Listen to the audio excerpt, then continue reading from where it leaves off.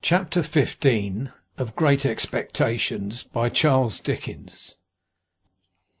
As I was getting too big for Mr. Wopsle's great-aunt's room, my education under that preposterous female terminated. Not, however, until Biddy had imparted to me everything she knew, from the little catalogue of prices to a comic song she had once bought for a halfpenny. Although the only coherent part of the latter piece of literature were the opening lines, "When I went to London town, sirs, tooraloo, tooraloo, wasn't I done very brown, sirs, tooraloo, tooraloo," still, in my desire to be wiser, I got this composition by heart with the utmost gravity. Nor do I recollect that I questioned its merit, except that I thought, as I still do, the amount of 2 roll somewhat in excess of the poetry. In my hunger for information, I made proposals to Mr. Wopsle to bestow some intellectual crumbs upon me, with which he kindly complied. As it turned out, however, that he only wanted me for a dramatic lay figure, to be contradicted and embraced and wept over and bullied and clutched and stabbed and knocked about in a variety of ways, I soon declined that course of instruction, though not until Mr. Wopsle in his poetic fury had severely mauled me. Whatever I acquired I tried to impart to Joe. This statement sounds so well that I cannot in my conscience let it pass unexplained. I wanted to make Joe less ignorant and common, that he might be worthier of my society, and less open to Estella's reproach. The old battery out on the marshes was our place of study, and a broken slate and a short piece of slate pencil were our educational implements, to which Joe always added a pipe of tobacco. I never knew Joe to remember anything from one Sunday to another, or to acquire, under my tuition, any piece of information whatsoever. Yet he would smoke his pipe at the battery with a far more sagacious air than anywhere else, even with a learned air, as if he considered himself to be advancing immensely. Dear fellow, I hope he did.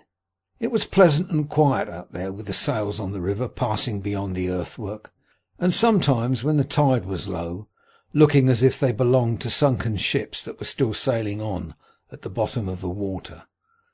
Whenever I watched the vessels standing out to sea with their white sails spread, I somehow thought of Miss Havisham and Estella, and whenever the light struck aslant afar off upon a cloud or a sail or a green hillside or waterline, it was just the same. Miss Havisham and Estella and the strange house and the strange life appeared to have something to do with everything that was picturesque. One Sunday, when Joe, greatly enjoying his pipe, had so plumed himself on being most awful dull that I had given him up for the day, I lay on the earthwork for some time with my chin on my hand, descrying traces of Miss Havisham and Estella all over the prospect, in the sky and in the water, until at last I resolved to mention a thought concerning them that had been much in my head. "Joe," said I, "don't you think I ought to make Miss Havisham a visit?" "Well, Pip," returned Joe, slowly considering, "what for?" "What for, Joe? What is any visit made for?" "There is some wisits, perhaps," said Joe, "as forever remains open to the question, Pip. But in regard to visiting Miss Havisham, she might think you wanted something, expected something of her. Don't you think I might say that I did not, Joe?" "You might, old chap," said Joe, "and she might credit it. Similarly, she mightn't." Joe felt, as I did, that he had made a point there, and he pulled hard at his pipe to keep himself from weakening it by repetition. "You see, Pip," Joe pursued, as soon as he was past that danger, "Miss Havisham done the handsome thing by you.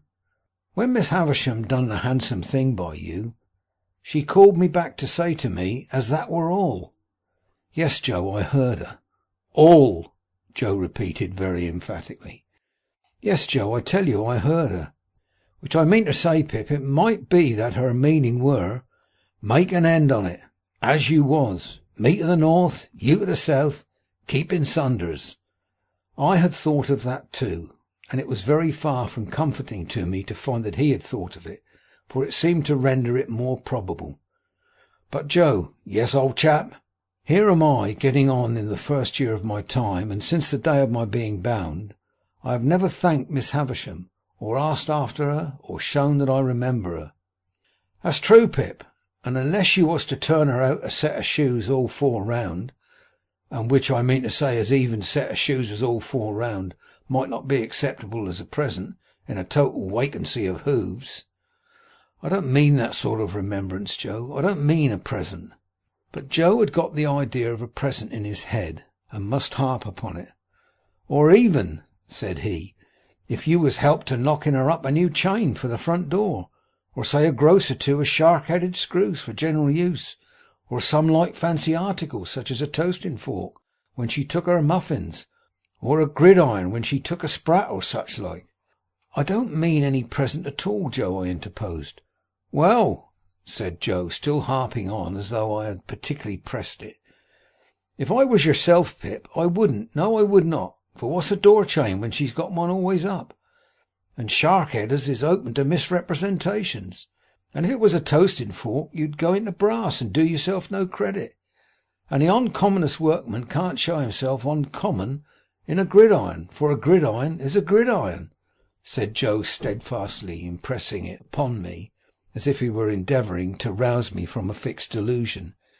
"And you may aim at what you like, but a gridiron it will come out, either by your leave or again your leave, and you can't help yourself." "My dear Joe," I cried in desperation, taking hold of his coat, "don't go on in that way. I never thought of making Miss Havisham any present." "No, Pip," Joe assented, as if he had been contending for that all along, "and what I say to you is, you are right, Pip." "Yes, Joe, but what I wanted to say was, that as we are rather slack just now, if you would give me a half holiday to-morrow, I think I would go up town and make a call on Mrs. Havisham." "Which her name," said Joe gravely, "ain't Esther Havisham, Pip, unless she have been rechristened." "I know, Joe, I know. It was a slip of mine. What do you think of it, Joe?" In brief, Joe thought that if I had thought well of it, he thought well of it. But he was particular in stipulating that if I were not received with cordiality, or if I were not encouraged to repeat my visit as a visit which had no ulterior object, but was simply one of gratitude for a favour received, then this experimental trip should have no successor. By these conditions I promised to abide. Now Joe kept a journeyman at weekly wages, whose name was Orlick.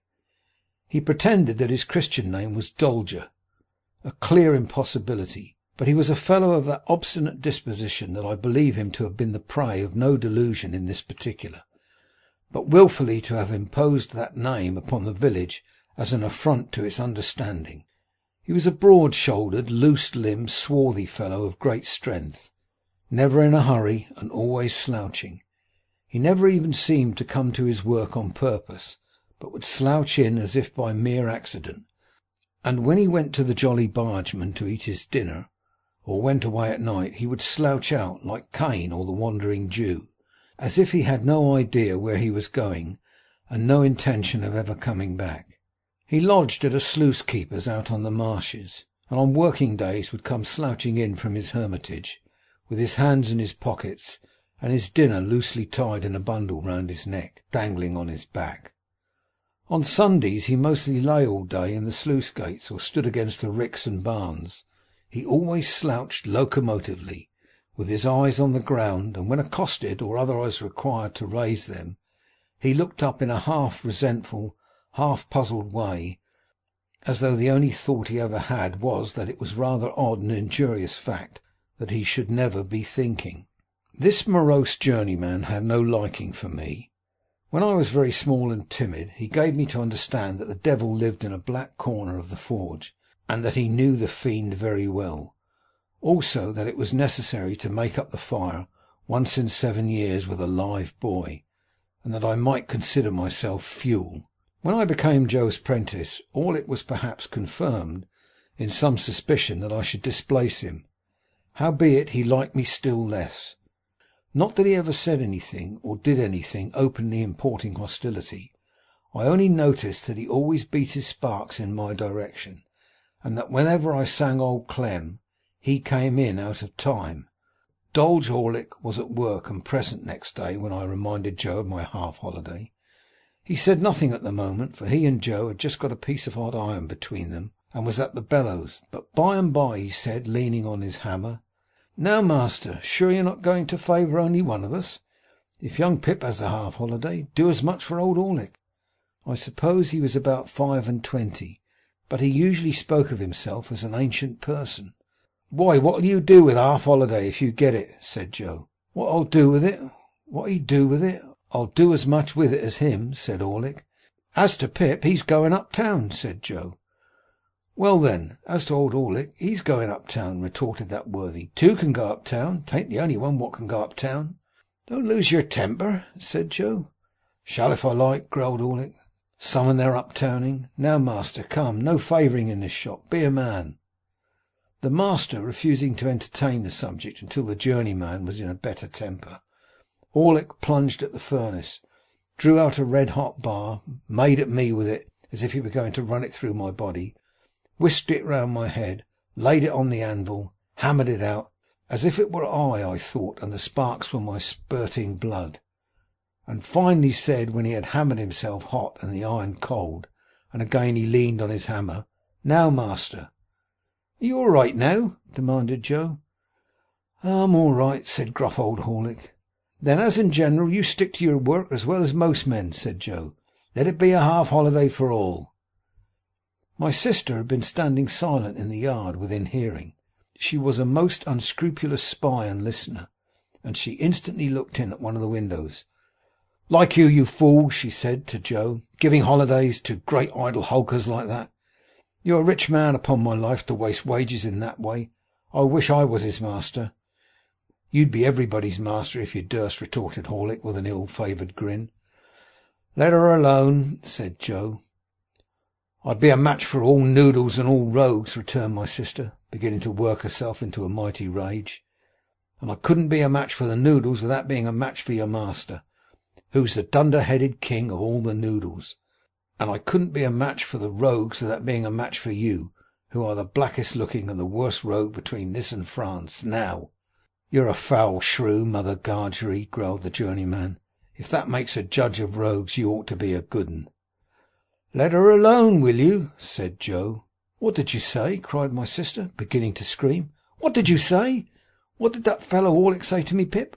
What did he say to me with my husband standing by? Oh, oh, oh!" Each of these exclamations was a shriek, and I must remark of my sister, what is equally true of all the violent women I have ever seen, that passion was no excuse for her, because it is undeniable that instead of lapsing into passion, she consciously and deliberately took extraordinary pains to force herself into it, and became blindly furious by regular stages. "What was the name he gave to me before, that base man who swore to defend me? Oh, hold me, oh!" "Ah," growled the journeyman between his teeth, "I'd hold you if you was me wife. I'd hold you under the pump and choke it out of you." "I tell you, let her alone," said Joe. "Oh, to hear him!" cried my sister with a clap of her hands and a scream together, which was her next stage. "To hear the names he's giving me. That Orlick in my own house. Me, a married woman, with my husband standing by. Oh, oh!" Here my sister, after a fit of clappings and screamings, beat her hands upon her bosom and upon her knees, and threw her cap off and pulled her hair down, which were the last stages on her road to frenzy. Being by this time a perfect fury and a complete success, she made a dash at the door, which I had fortunately locked. What could the wretched Joe do now after his disregarded parenthetical interruptions, but stand up to his journeyman and ask him what he meant by interfering betwixt himself and Mrs. Joe, and further whether he was a man enough to come on? Old Orlick felt that the situation admitted of nothing less than coming on, and was on his defence straight away. So, without so much as putting off their singed and burnt aprons, they went at one another like two giants. But if any man in that neighbourhood could stand up long against Joe, I never saw the man. Orlick, as if he had been of no more account than the pale young gentleman, was very soon among the coal dust, and in no hurry to come out of it. Then Joe unlocked the door and picked up my sister, who had dropped insensible at the window, but who had seen the fight first, I think, and who was carried into the house and laid down, and who was recommended to revive, and would do nothing but struggle and clench her hands in Joe's hair. Then came that singular calm and silence which succeeds all uproars, and then, with the vague sensation which I have always connected with such a lull, namely, that it was Sunday, and somebody was dead, I went upstairs to dress myself. When I came down again, I found Joe and Orlick sweeping up without any other traces of discomposure than a slit in one of Orlick's nostrils, which was neither expressive nor ornamental. A pot of beer had appeared from the Jolly Bargeman, and they were sharing it by turns in a peaceable manner. The lull had a sedative and philosophical influence on Joe, who followed me out into the road to say, as a parting observation that might do me good, "On the rampage, Pip, and off the rampage, Pip. Such is life." With what absurd emotions, for we think the feelings that are very serious in a man quite comical in a boy, I found myself again going to Miss Havisham's. Matters little here. Nor how I passed and repassed the gate many times before I could make up my mind to ring. Nor how I debated whether I should go away without ringing. Nor how I should have undoubtedly have gone if my time had been my own to come back. Miss Sarah Pocket came to the gate, no Estella. "How then, you here again?" said Miss Pocket. "What do you want?" When I said that I only came to see how Miss Havisham was, Sarah evidently deliberated whether or no she should send me about my business, but unwilling to hazard the responsibility, she let me in, and presently brought the sharp message that I was to come up. Everything was unchanged, and Miss Havisham was alone. "Well," said she, fixing her eyes upon me, "I hope you want nothing. You'll get nothing." "No, indeed, Miss Havisham. I only wanted you to know that I am doing very well in my apprenticeship, and I am always much obliged to you." "There, there, with the old restless fingers. Come now and then. Come on your birthday. Ay," she cried suddenly, turning herself in her chair towards me, "you are looking round for Estella, hey?" I had been looking round, in fact, for Estella, and I stammered that I hoped she was well. "Abroad," said Miss Havisham, "educating for a lady, far out of reach, prettier than ever, admired by all who see her. Did you feel that you have lost her?" There was such a malignant enjoyment in her utterance of the last words, and she broke into such a disagreeable laugh, that I was at a loss what to say. She spared me the trouble of considering by dismissing me. When the gate was closed upon me by Sarah of the walnut shell countenance, I felt more than ever dissatisfied with my home and my trade and with everything, and that was all I took by that motion. As I was loitering along the High Street, looking in disconsolately at the shop windows, and thinking what I would buy if I were a gentleman, who should come out of the bookshop but Mr. Wopsle. Mr. Wopsle had in his hand the affecting tragedy of George Barnwell, in which he had at that moment invested sixpence, with the view of heaping every word of it upon the head of Pumblechook, with whom he was going to drink tea. No sooner did he see me than he appeared to consider that a special providence had put a prentice in his way to be read at, and he laid hold of me, and insisted on my accompanying him to the Pumblechookian parlour. As I knew it would be miserable at home, and as the nights were dark and the way was dreary, and almost any companionship on the road was better than none, I made no great resistance. Consequently we turned into Pumblechook's just as the street and the shops were lighting up. As I never assisted at any other representation of George Barnwell, I don't know how long it may usually take, but I know very well that it took until 9:30 that night, and that when Mr. Wopsle got into Newgate, I thought he would never go to the scaffold. He became so much slower than at any former period of his disgraceful career. I thought it a little too much that he should complain of being cut short in his flower after all, as if he had not been running to seed, leaf after leaf, ever since his course began. This, however, was a mere question of length and wearisomeness. What stung me was the identification of the whole affair with my unoffending self. When Barnwell began to go wrong, I declared that I felt positively apologetic. Pumblechook's indignant stare so taxed me with it, Wopsle too took pains to present me in the worst light. At once ferocious and maudlin, I was made to murder my uncle with no extenuating circumstances whatever. Millward put me down in argument on every occasion. It became sheer monomania on my master's daughter to care a button for me, and all I can say for my gasping and procrastinating conduct on the fatal morning is that it was very worthy of the general feebleness of my character. Even after I was happily hanged and Wopsle had closed the book, Pumblechook sat staring at me and shaking his head and saying, "Take a warning, boy, take a warning," as if it were a well-known fact that I contemplated murdering a near relation, provided I could only induce one to have the weakness to become my benefactor. It was a very dark night when it was all over, and when I set out with Mr. Wopsle on the walk home beyond town, we found a heavy mist out, and it fell wet and thick.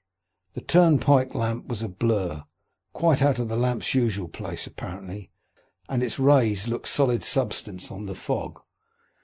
We were noticing this and saying how that the mist rose with a change of wind from a certain quarter of our marshes, when we came upon a man slouching under the lee of the turnpike house. "Halloa," we said, stopping. "Orlick there?" "Ah," he answered, slouching out. "I was standing by a minute on the chance of company." "You are late," I remarked. Orlick not unnaturally answered, "Well, and you're late." "We have been," said Mr. Wopsle, exalted with his late performance, "we have been indulging, Mr. Orlick, in an intellectual evening." Old Orlick growled as if he had nothing to say about that, and we all went on together. I asked him presently whether he had been spending his half-holiday up and down town. "Yes," said he, "all of it. I come in behind yourself. I didn't see you, but I must have been pretty close behind you. By the by, the guns is going again." "At the hulks?" said I. "Ay, there's some of the birds flown from the cages. The guns have been going since dark about. You'll hear one presently." In effect, we had not walked many yards further when the well-remembered boom came towards us, deadened by the mist, and heavily rolled away along the low grounds by the river, as if it were pursuing and threatening the fugitives. "A good night for cutting off in," said Orlick. "We'd be puzzled how to bring down a jailbird on the wing to-night." The subject was a suggestive one to me, and I thought about it in silence. Mr. Wopsle, as the ill-requited uncle of the evening's tragedy, fell to meditating aloud in his garden at Camberwell. Orlick, with his hands in his pockets, slouched heavily at my side. It was very dark, very wet, very muddy, and so we splashed along. Now and then the sound of the signal cannon broke upon us again, and again rolled sulkily along the course of the river. I kept myself to myself and my thoughts. Mr. Wopsle died amiably at Camberwell, and exceedingly game on Bosworth Field, and in the greatest agonies at Glastonbury. Orlick sometimes growled, beat it out, old Clem," with a clink for the stout old Clem. I thought he had been drinking, but he was not drunk. Thus we came to the village. The way by which we approached it took us past the Three Jolly Bargemen, which we were surprised to find, it being 11 o'clock, in a state of commotion, with the door wide open, and unwonted lights that had been hastily caught up and put down scattered about. Mr. Wopsle dropped in to ask what was the matter, surmising that a convict had been taken, but came running out in a great hurry. "There's something wrong," said he, without stopping. "Up at your place, Pip. Run all." "What is it?" I asked, keeping up with him. So did Orlick at my side. "I can't quite understand. The house seems to have been violently entered when Joe Gargery was out, supposed by convicts. Somebody has been attacked and hurt." We were running too fast to admit of more being said, and we made no stop until we got into our kitchen. It was full of people. The whole village was there, or in the yard, and there was a surgeon, and there was Joe, and there were a group of women, all on the floor in the midst of the kitchen. The unemployed bystanders drew back when they saw me, and so I became aware of my sister, lying without sense or movement on the bare boards, where she had been knocked down by a tremendous blow on the back of the head, dealt by some unknown hand when her face was turned towards the fire, destined never to be on the rampage again, while she was the wife of Joe.